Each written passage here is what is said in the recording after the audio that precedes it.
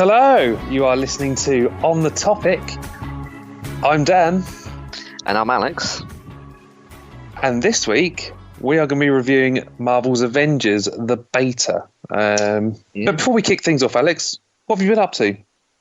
Well, we caught up recently, didn't we? We went for a socially distanced drink in the old public house. We did.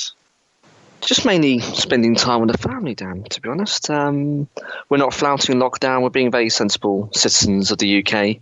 We're based on the South Coast. So it's all been very quiet, but mainly working for the man. How about yourself?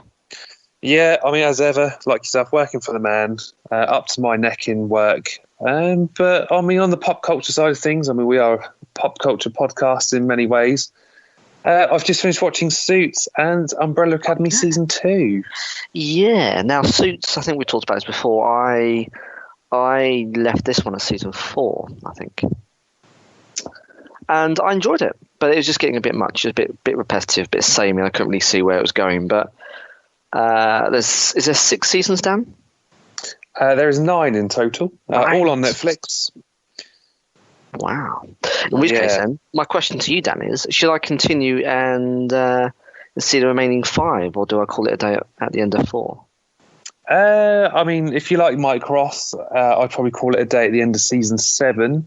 But he does come back for Season 9 for a couple of episodes. So it's nice to see his face again after. It's not brown bread. Break. I think in a previous episode I was like, yeah, I'm not a fan of Katherine Heigl, but actually she's all right.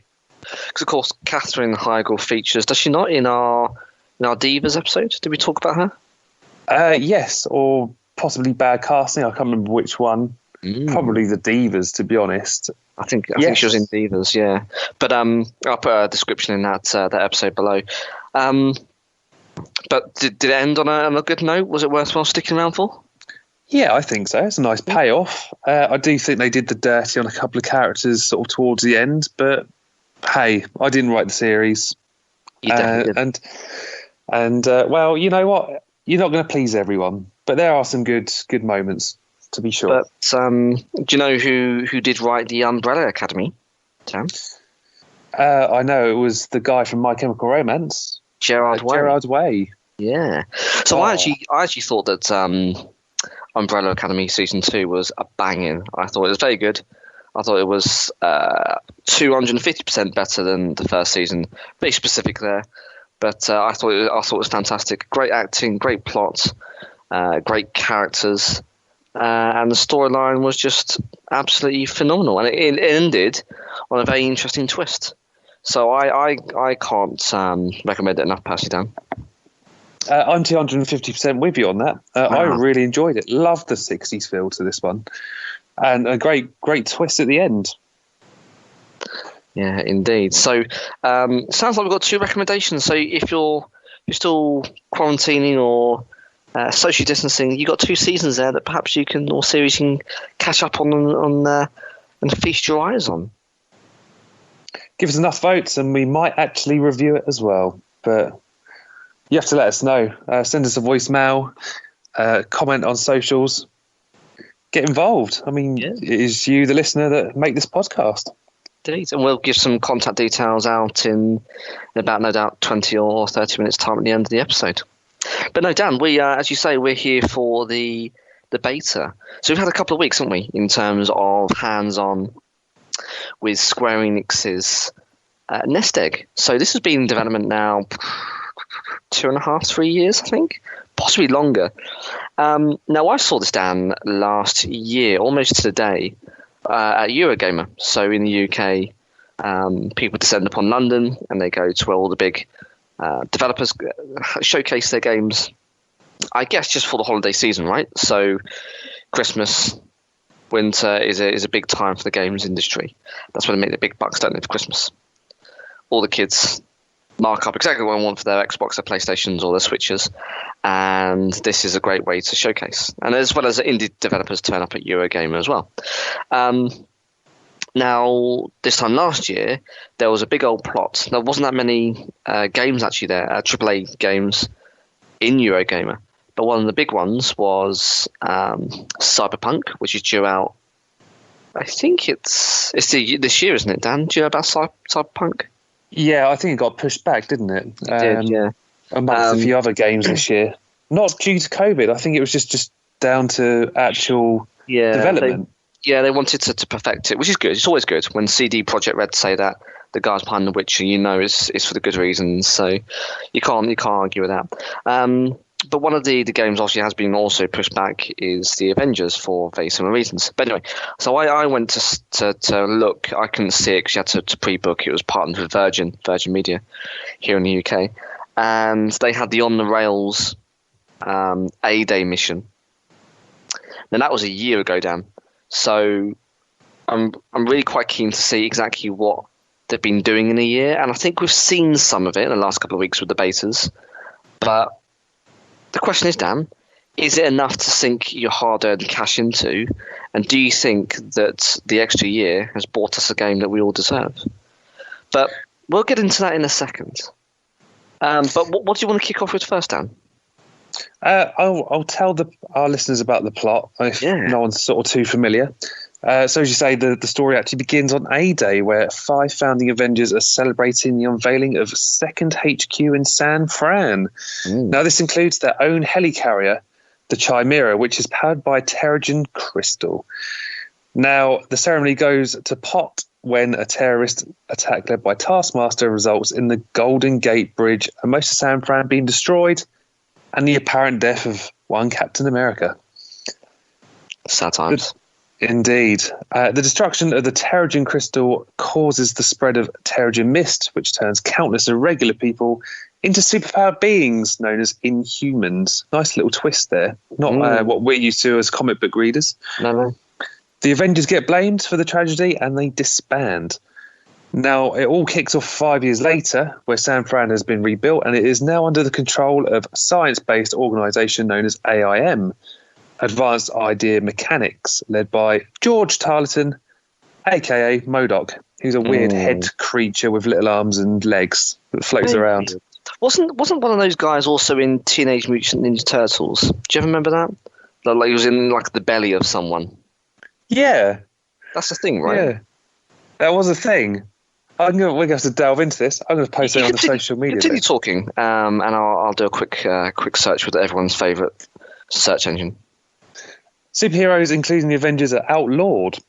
The world is once again in peril, and Pakistani-American teen and Inhuman Kamala Khan uncovers both her new superpowers and a shocking conspiracy theory regarding AIM. She embarks on a quest that reassembles Earth's mightiest heroes, avenge Captain America's death, and uncover the true culprit behind the A-Day incident. So, I mean, this isn't like a typical story, I guess. I mean, a lot of Marvel stuff sort of happens cosmically, as we've known from the films, a lot from the comics. So it's a different take, I guess. It's different to what we'd usually expect. Yeah, and I think and I was reflecting on this before the episode, Dan, that I think it's fascinating the way they've done it, but it makes logical sense, right? So A-Day, the On the Rails opening mission is phenomenal. And I guess we can talk about it in the gameplay in a bit. But you then see a disbanded world which doesn't favour superheroes. It's they are archaic and have now looked to science and not the gifted to look after society, and that's quite an interesting take on things. And you've really only got Kamala Khan, who, I mean, for most of the worlds don't really know this character as Miss Marvel, isn't it? Yes.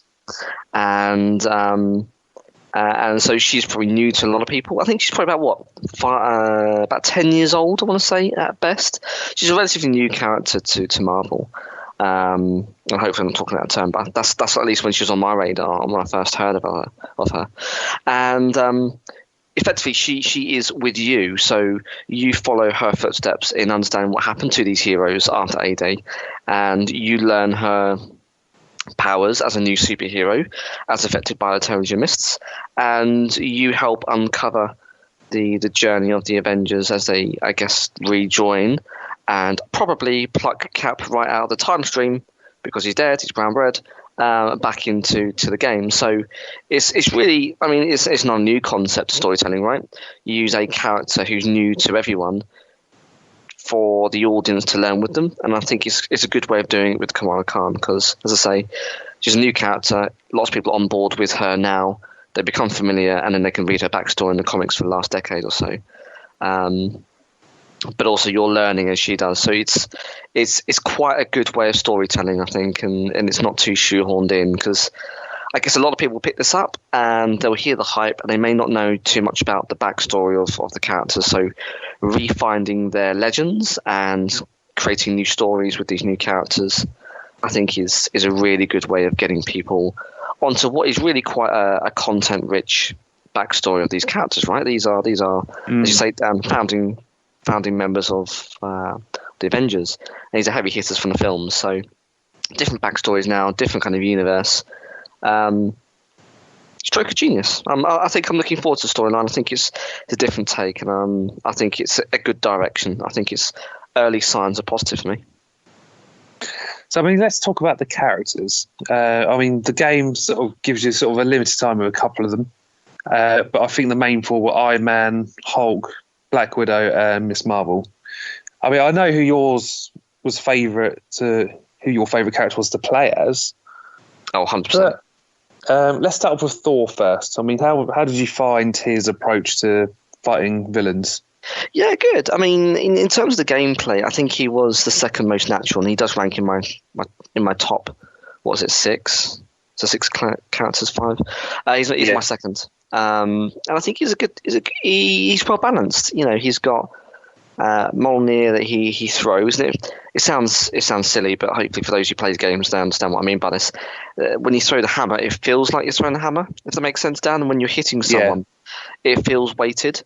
It doesn't feel like there isn't a connection. So I think they've done very well to be able to portray something just as powerful as that weapon in the game. And you know, he's a heavy guy. He's full of muscle. He's literal god. So when he's throwing himself around the screen, you feel that momentum. So I really enjoyed it. You know, he can scrap up close and personal, and he also has the range attacks of the hammer. So, I mean, what little I played of him, I think I only played him on the rails on A-Day mission. I enjoyed. I think it was good. And I think he's the first character, isn't he, that you end up playing with in that mission. So, no, I think it was a solid start to the storyline for sure.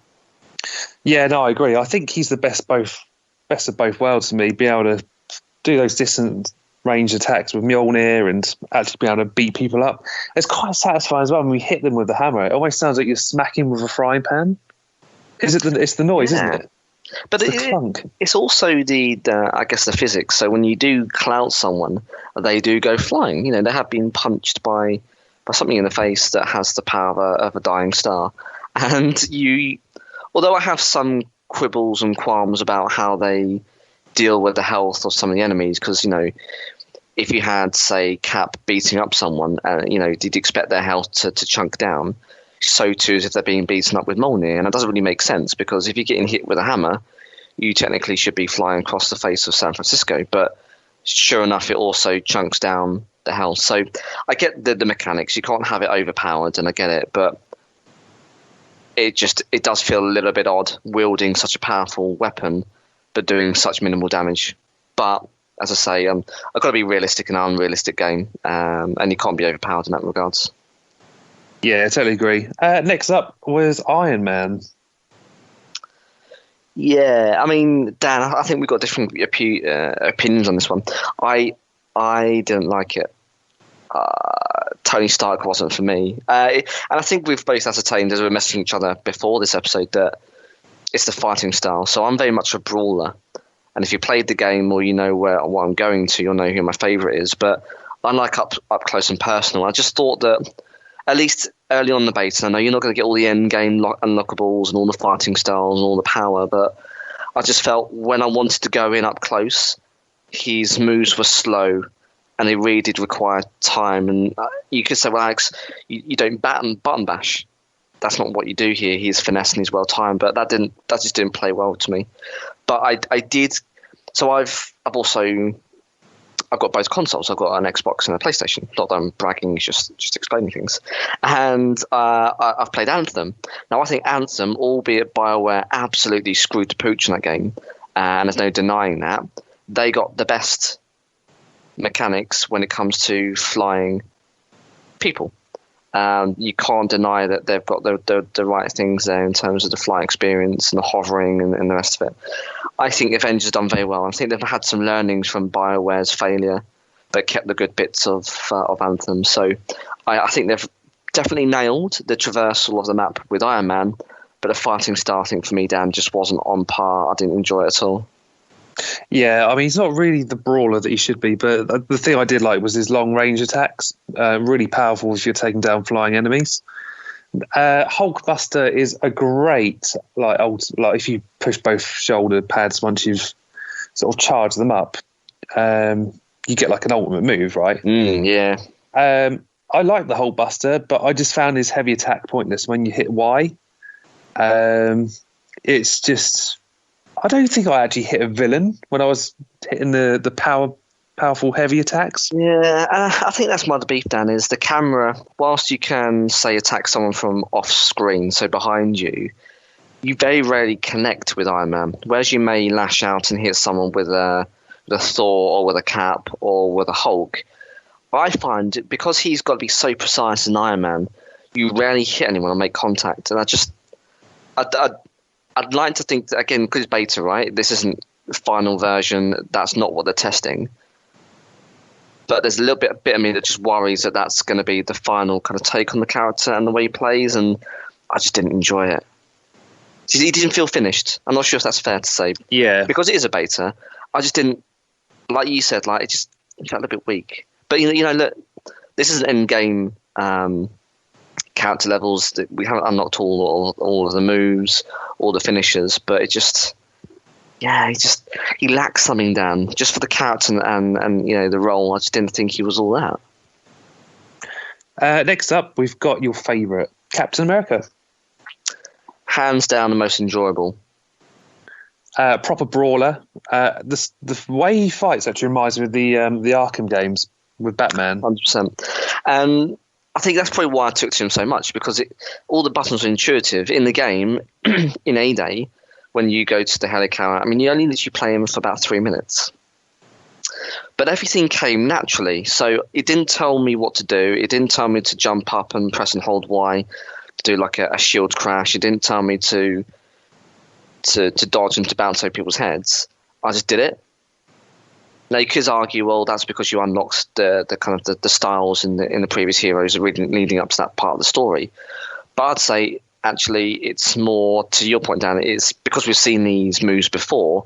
He lends himself to like a Batman, but also because I think he's really well balanced. So I think I posted a video on our socials saying I had a really good time as a character, and I'm bouncing over people's heads and I smash them with a shield and they go flying. Now in the film, sure enough, if you smash someone with a shield, they go head over heels, not in a good way, but they go flying in the air and they land with an enjoyable thud. In the game, they do, and it's 1-for-1. I really enjoyed it. The weight of this shield, you got the range attacks where you can throw it and it comes back.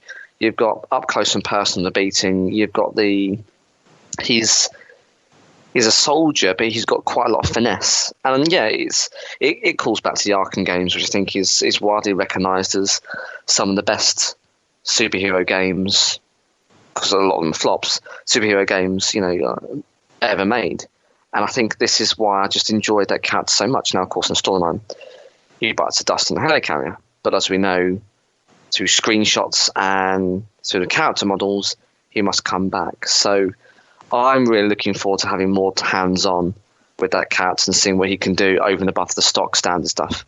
But I thought he was brilliant. And, that's just my fighting style. I like to get into the thick. I like to roll up my sleeves and going charging, and I really enjoyed it. I thought so well done. I just can't wait to see more.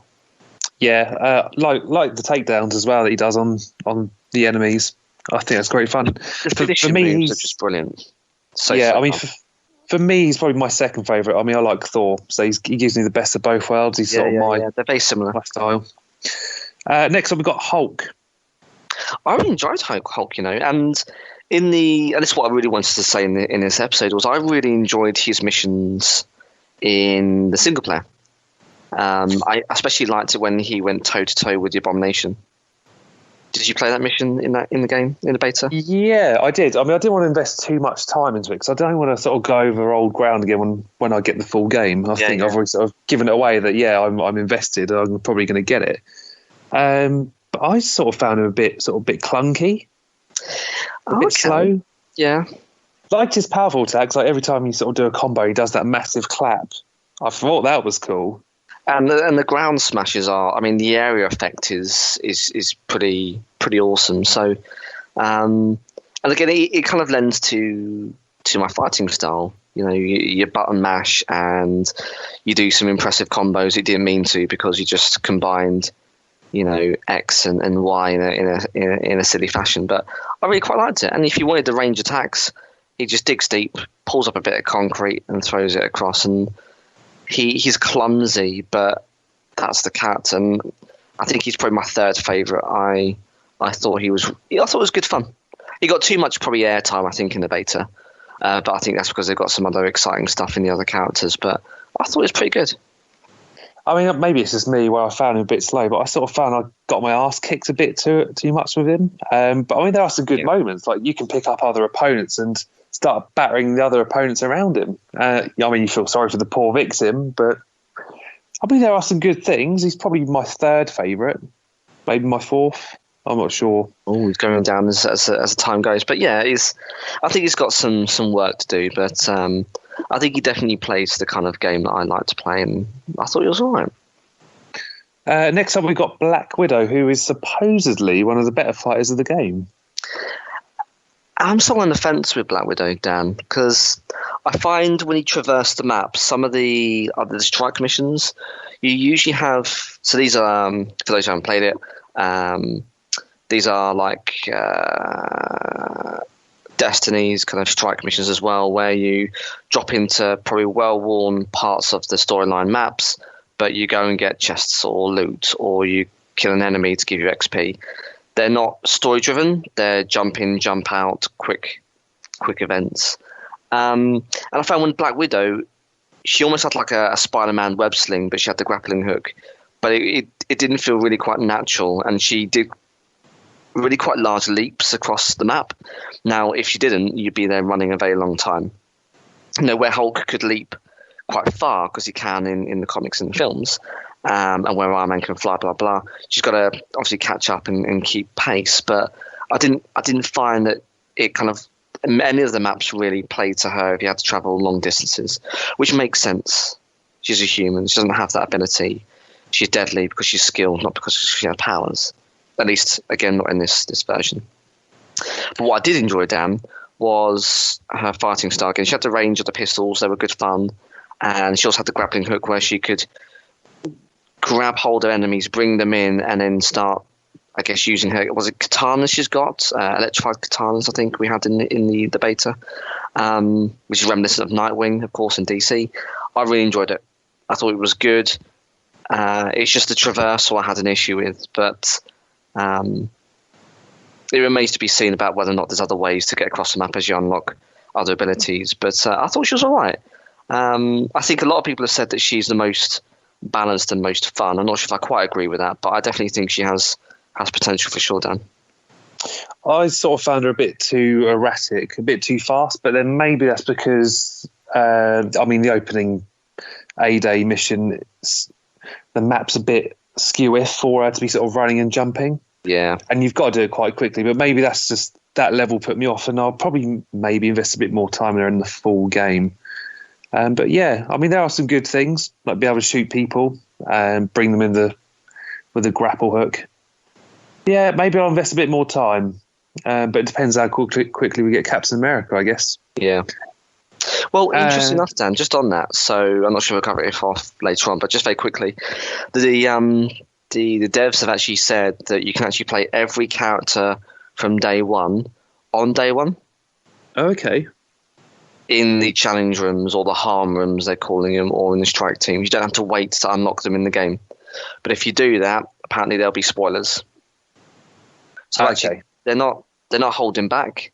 They're just obviously allowing you to play those characters. But then that does lie a bit of an issue. Do you wait and play the whole game and doesn't spoil your experience, or do you get the full experience and play everything at the same time? It's a first world problem. It's a conundrum. But yeah, you can play all the characters from day one, Dan, if you wanted to. Last up, we've got Miss Marvel. Her character is quite annoying, I'm not going to lie, but actually I found her quite fun to play with. I like her high five super move, which is just like literally slamming people into walls, picking up opponents on range and then breaking them over her knee. It's quite brutal. Her finishes are quite good, actually, and I'm not a fan of the character, and she's not my favourite. In fact, she's the bottom of the pile. But I had to concede, Dan, that some of the finishes, when I think we do XXX, which is your light attack, effectively, she does this hand clap almost similar to the Hulk, but not the overpowered version. That is quite satisfying. So I'm with you on that one. She is quite good when she pulls the hard punches. So that's all the characters covered. I think we've sort of given a good base of opinion on them. But let's talk about the longevity of the game. I mean, do you think getting a taste in the beta is going to be worth investing 50, 60 quid into the game? Marginally, for me, tips into the yes, but only marginally. And I say that, Dan, because I come from a history of having some experience about these always online games. I've been burned by Destiny, so anyone who's played Destiny, they'll know what I'm getting at. The game was marketed to be an entirely different one than we had in the first place. Now, I'm not talking about the second one, and because of the first, I never put money in the second. But this has some of the hallmarks of that. It also, Dan, has the hallmarks of an EA loot crate pay-to-win system, which I hope isn't the case. It's all microtransactions, isn't it? Yeah. The only thing is with those is that if you don't buy them, you're fine, because most things can be unlocked, and if they're not, they're ascetic. So I'm pretty cool with that. And true enough, they say, well, you don't have to buy them, and it only ruin your experience if you are looking to fast track. But I just don't like the principle. I'm all against it. I think it sets a bad precedent, and I hope I don't know whether they're going to go with the pay to win microtransactions or not in this. Do you know, Dan? No, I'm not sure. I was always under the impression that whatever they were going to release, it was going to be for free. But I mean, times change, right? I mean, the devs can change their mind whenever they want. Well, look at GTA 5. That's still going, 6-7 years after it initially launched. That's because people are buying additional stuff. They're buying stuff they don't need. Look at Fortnite. That's making millions upon millions, probably a week and a month, because kids around the world want that extra skin, or they want that extra emote, or they want that extra thing. So I hope Marvel don't do it, and I'm pretty sure Square Enix are legitimate devs that they wouldn't go down that route. But as you say, times do change. But I don't know. Going back to your original question, Dan, I think I'm on board because I like what I saw in the beta. Those are the only niggling doubts in the back of my mind. But yeah, I mean, we've ascertained you're all in. You've no doubt paid your pre-order. So what swung it for you?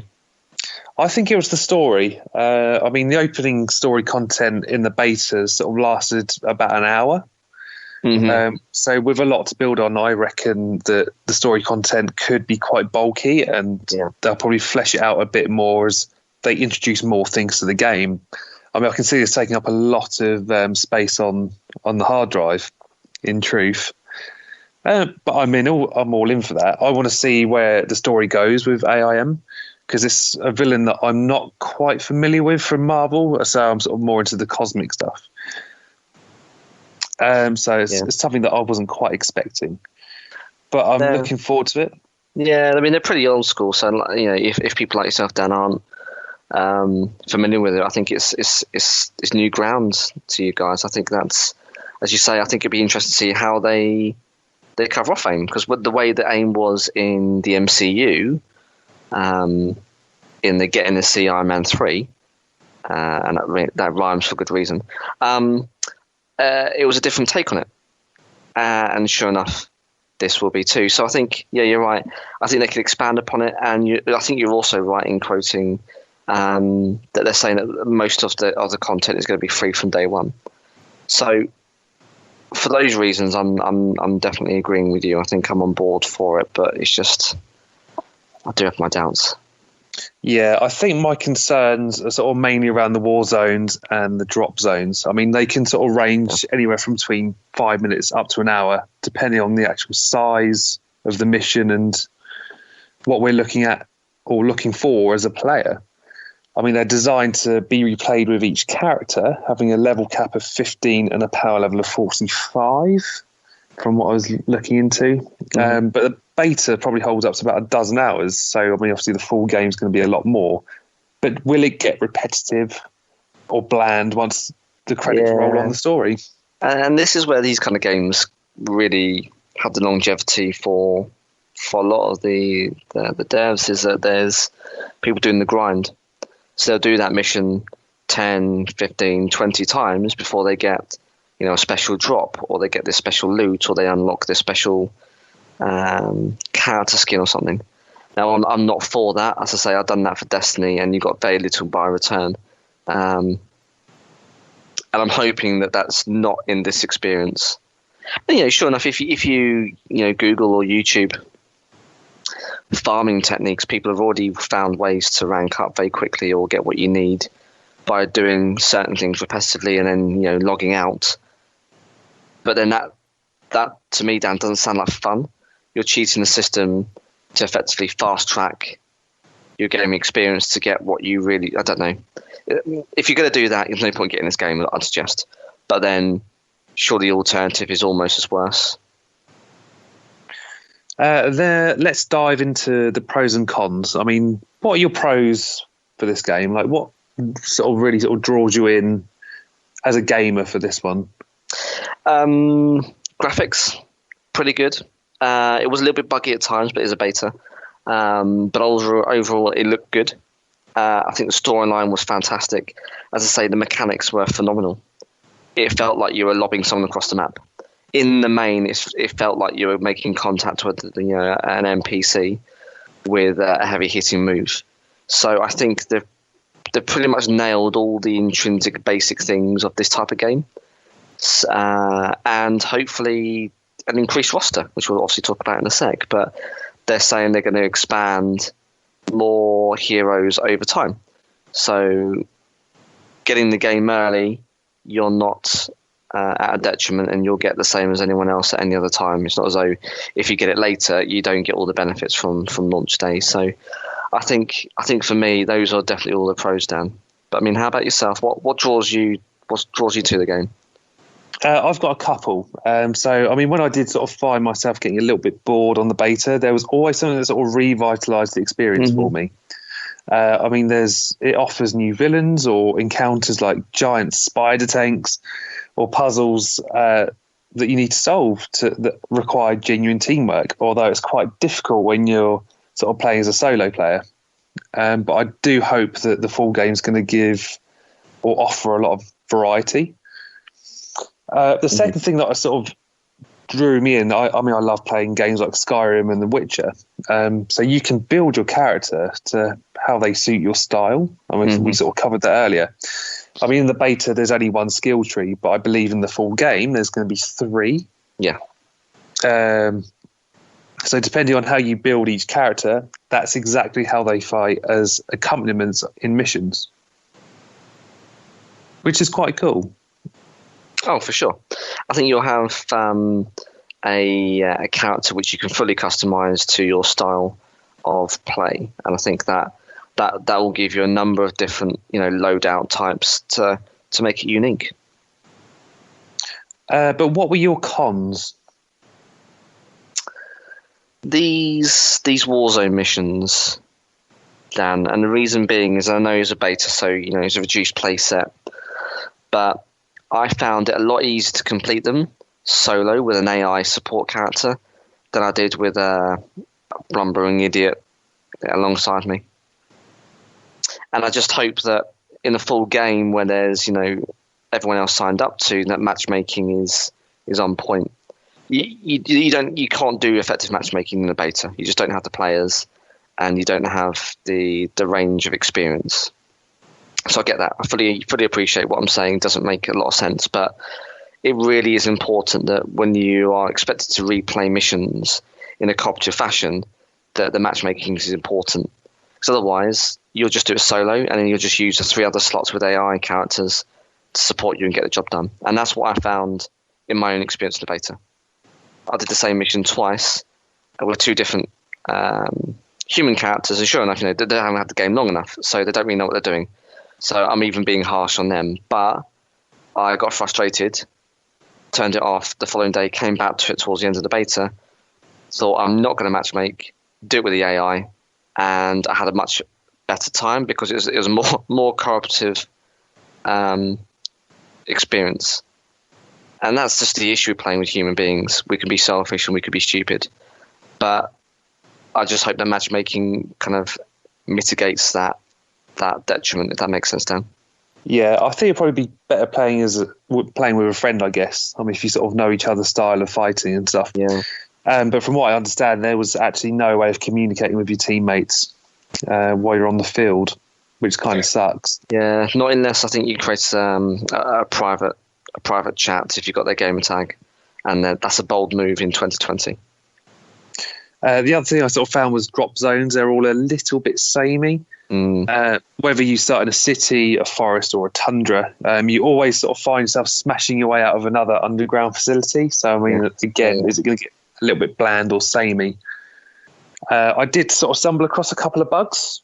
When I was fighting the abomination with the Hulk, I was absolutely tearing him a new one, and then the game just froze on me. No way. But like I say, it's a beta. They'll probably iron these sort of little things out, hopefully in the full game.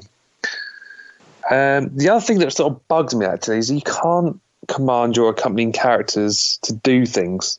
So I sort of found that I think I was in this like tundra, and there's this building where you had to get a character to stand on 2 buttons. Oh, right, yeah. To open a door, but trying to get your other teammate to get on the other button was a pain in the arse. Whether they introduce that or not, I don't know, but we'll see. Improvements. I mean, is there anything you think could be improved coming up towards the full game? Yeah, I mean, I think, as I say, matchmaking for me is really key. If you're going to be replaying those kind of missions, you just got to improve that experience. But that comes with player counts and their own in-game time. The other one for me is just, as already said, it's just improving some of those characters. Iron Man was not enjoyable for me. I just thought he was a little bit underwhelming. So I think if they can tweak those, and I'm sure they will, look at all the characters and whether some are overpowered and some are underwhelming. I just hope that that's one particular character which they can improve for me, because I will give him a wide berth unless I have to in the single player Percy Dan. Yeah, I mean, my sort of issue lies around the gear. It does get a little bit fiddly. I did sort of find the tiny text on each item was just, it didn't offer a lot. No. As from whether it was just from an aesthetic point of view or just actually putting it onto the character, it didn't sort of really give me much of an insight. You know, when you play The Witcher, it sort of tells you exactly what you're getting in an easier way, I guess. But I sort of found it a little bit disjointed. Yeah. Maybe that's just me. No, that's fair to say, Dan. I think in Ghost Recon Breakpoint with Ubisoft, they do that. So you pick up items and you equip them. And sure enough, one of their learnings actually is there's a button. Instead of micromanaging your inventory, which is not an inventory game, so why would you do that? There is an option to select the best of everything, which is great. That's kind of like a quick apply all button, which is great, and that's what Ghost Recon just recently did. but they actually fully explain the colours, what they mean, and the impact it has. And you're right, Dan. I think it just didn't really give you much by way of giving you informed decision. You know, do you apply this bracelet? Do you apply this belt? Do you do these gloves? Why? Why would you do that over another item apart from just power numbers? It just, yeah, you're right. It just needed a little bit more about it. But hopefully in the beta they just gave us a stripped back version, and we'll get, you know, the full belts and braces, so to speak, in the release. Yeah, I mean, I sort of found some gear bits as well. Like it would have like Pym, or it would have Stark. I don't know what's offering me the better one. I don't know which one's the better gear to go for. Like, so you can press the button and apply it, but again with loot as well, that was an issue. You'd always get something, and it would always offer an underwhelming stat increase, which meant you'd be grinding harder to become more powerful. The other one that I did sort of put in my notes was when you get new gear, it doesn't actually change the aesthetic of the character, and that's down to progressive unlocks and microtransactions. Yeah. But actually, am I okay with that? I am now. I think sort of thinking about it, it's not going to be like The Witcher where you get a new piece of armor and you put it on and it changes the way he looks. No, I think about the games that do follow that. It's things like the Division, again, another Ubisoft game, when you do pick up an item and you apply it, it does aesthetically change it. So if you pick up a beanie hat, your character will be wearing a beanie hat along with any kind of buffs that it gives, which is insane me saying it out loud, but that's just the way the game plays.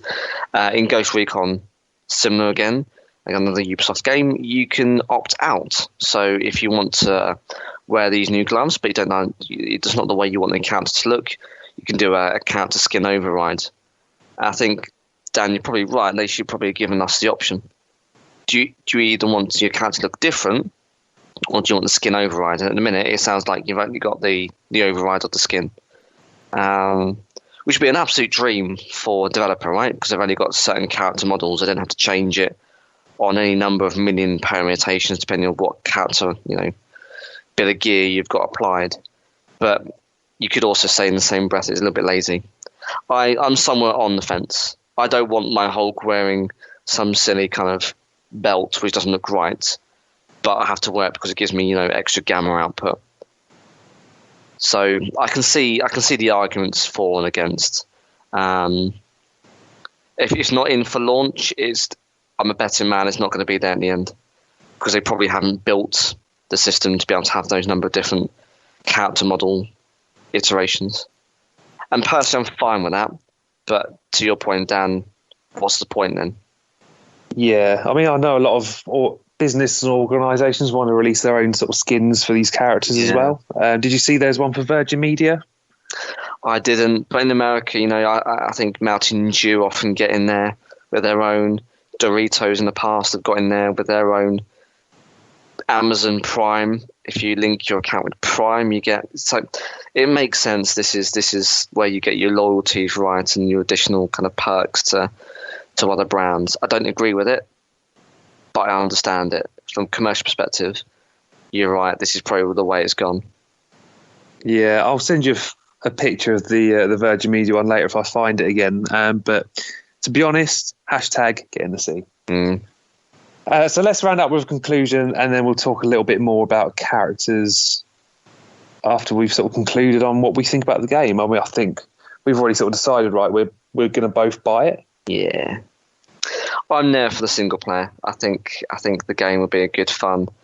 They've talked about the fact of each story mission will force you to use that character appropriate for that mission, and it's tailored to it. So I think it's a good way to get you all-rounded, kind of experiencing different play styles and different characters. I like the fact that you can do the upgrade to the helicarrier over time, and you see that in the early gameplay trailers, where you can unlock certain parts of the helicarrier, and it can improve it as you make your way through story mode. I think that's great. It builds on, and you can customize and do all those things. So I think it's enough for me. And then when you're on Xbox, I can jump online, or I can play with some randoms to do some of the multiplayer stuff. So I think it looks good. we talked about this before, didn't we, Dan, about a year ago and leading up to, I guess, today's episode, where we had some concerns with the game. I think they've probably delivered, but I just want to see more of that comfort without the need for a grind. But I think it's definitely in a lot better place than even I thought it could possibly be. So I think Square Enix have done very, very well. Yeah, I mean, it's probably the game that I've always wanted as a Marvel fan. I mean, it's a proper smash and mash game. Yeah. And the story arc, it showed flashes of brilliance in the beta, so I'm sort of hoping it offers more. Mm-hmm. Again, I'm sort of a little bit anxious that it's just going to become a looter game once the credits roll, but I mean, like, I hope they flesh it out more with the new characters and storylines that go with these characters, which leads me to, of course, our favourite web slinger, Spider-Man. One of the biggest controversies in Marvel and gaming news recently, Dan. You could hear the collective groans from the Mariana Trench when it was announced. I mean, exclusive content is nothing new to the modern day gaming community, right? I mean, there's often times like items, accessories, and full game titles can be locked behind exclusive console deals or memberships. But I mean, it looks like Sony are planning to make the Spider-Man DLC stay on the PlayStation alone.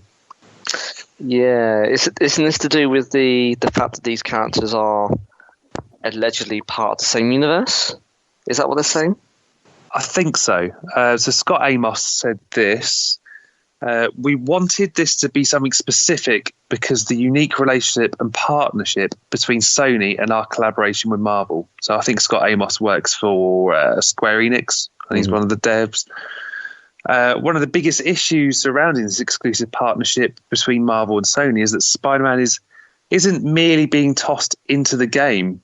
Spidey will have his own self-contained story arc that will be integrated into the larger narrative of Marvel's Avengers. So, in short, this means that PlayStation owners will not only get access to the character, but they get an additional campaign content as well. I mean, we're all paying the same amount of money, right? Mm. We're all paying the same amount of money, but I feel like PlayStation players are getting more for their money, whereas me, as an Xbox player, or us, I mean, you've got the best of both worlds, right? I mean, you could go to PS4 if you really wanted to.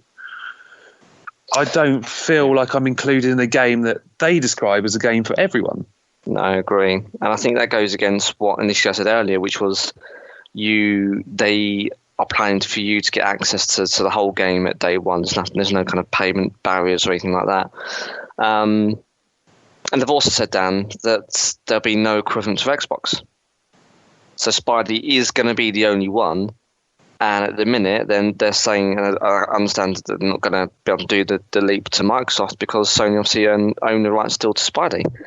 So that's a done deal. And you're right, we're being shafted because of the platform that we've got, which I think is incredibly harsh, given, as you say, Dan, we've all paid the same amount of money for near enough identical the same kind of game. Yeah, I mean, I did sort of find a bit of interesting information. Now, whether this is true or not, I don't know. I know Sony sort of hold the film rights, so whether this is also 100% accurate, I'm not too sure. But whether Spider-Man will ever make it to the PC and Xbox is unclear.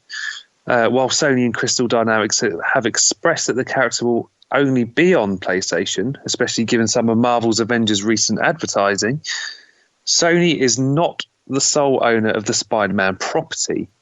Marvel ultimately dictates where the hero can appear. This means there's a slight chance Spidey may move off the PlayStation, but given Sony and Marvel's past relationship with Marvel Spider-Man, which you've been playing, right? Yeah, brilliant game, it's fantastic. But again, you only have to have a PlayStation to play it. You can't have an Xbox. You can't ever got your Xbox. Yeah. Yeah, it's unlikely to occur. So I mean, it sounds like Sony is sort of throwing money at Marvel, going, "Hey, we've got a good relationship here. We want him." So I'm a little bit annoyed. I don't want to go out and get a PlayStation just to play Spider-Man. I mean, Spider-Man is my favourite hero. I love Spider-Man. I always sort of found him the most relatable of the comic book characters. So to deprive me from playing my favourite superhero, I'm a little bit bitter. It's a kick in the nuts. Yeah, I mean, they say the game's for everyone, but actually I feel like there's a bit of special treatment. Yeah, it feels like it's a game for everyone, but more so if you're a PlayStation gamer. But, I mean, all being said, Dan, all things aside, and whether or not, the web slinger joins the Xbox community, we'll have to wait and see if that one works out. But it's not all bad news. It looks like we are going to get some additional characters, aren't we?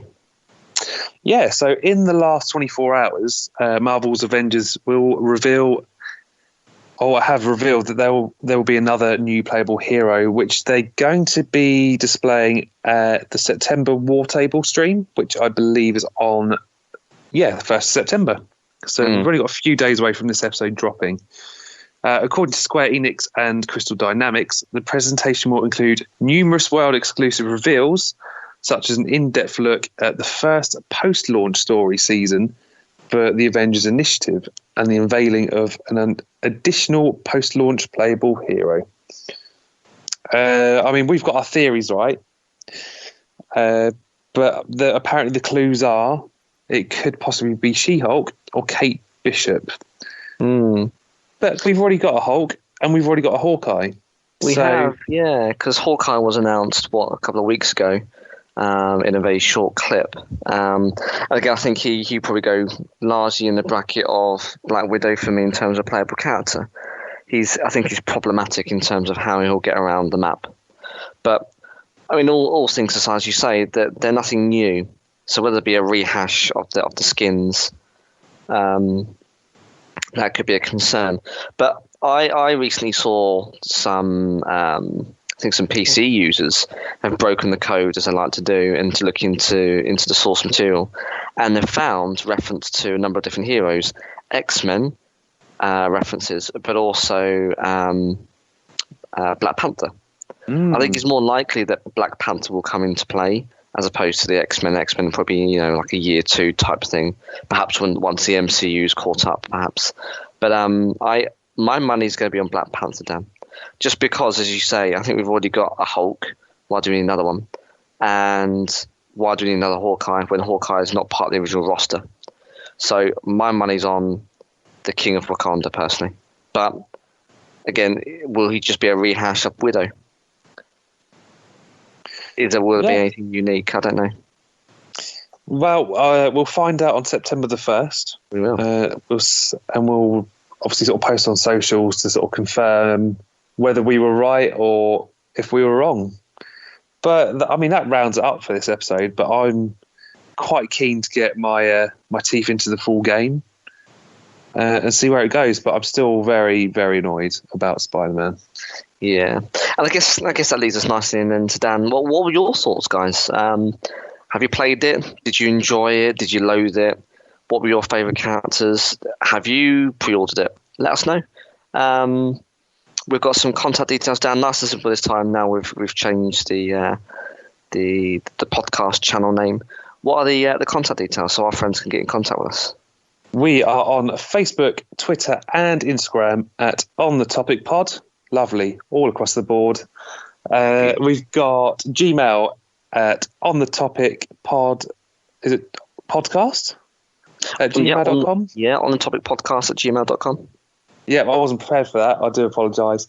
And then, of course, we've got our voice messaging service on Anchor. So if you ever want to be a part of the show, we always put the links into our social media. Give us your beautiful voice and we will plug you into an episode. Beautiful stuff. I mean, in the next coming weeks, we will be doing a behind-the-scenes Jurassic Park episode, which we've been teasing for a while. I mean, I'm really excited. I can't wait, Dan. It's going to be awesome. I was making notes last night, and some of the things I've learned about Jurassic Park have just blown my mind. Yeah, so genuinely. Well, we also have got the film review. Was it last year, Dan, we did it, or was it the year before? It was last year, 2018. It was literally late 2018. Yeah, it's been that long. So doesn't time fly? So yes, we've got the 25th anniversary, was it, of the film. So again, I'll put the link in the description below. Go and have a look, and we'll give you some movie magic behind the scenes of that film in the next episode. And after that, we will be talking about our favourite noughties films. So from the same podcast, although we were under a different guise back then, from the same podcast that brought you your favourite 90s films. And favourite action movies? What action heroes did we do? Yes, we did. Yeah. So yeah, let us know. Get in contact with us. What are your favourite films from the noughties? We've got quite a good, interesting mix there. Dan's already shared a couple on social media, from the animated to the classic action to some perhaps higher brow films and everything in between. So let us know, and you could feature in that show with your recommendations, as we do with all of our listeners in our past episodes. So please do get in touch and let us know. Already had a few comments on that one as well. So some good film choices out there from some of our listeners. Looking forward to it. Yeah, but that rounds it up for this week. So I've been Dan. I've been Alex. And we'll see you next time.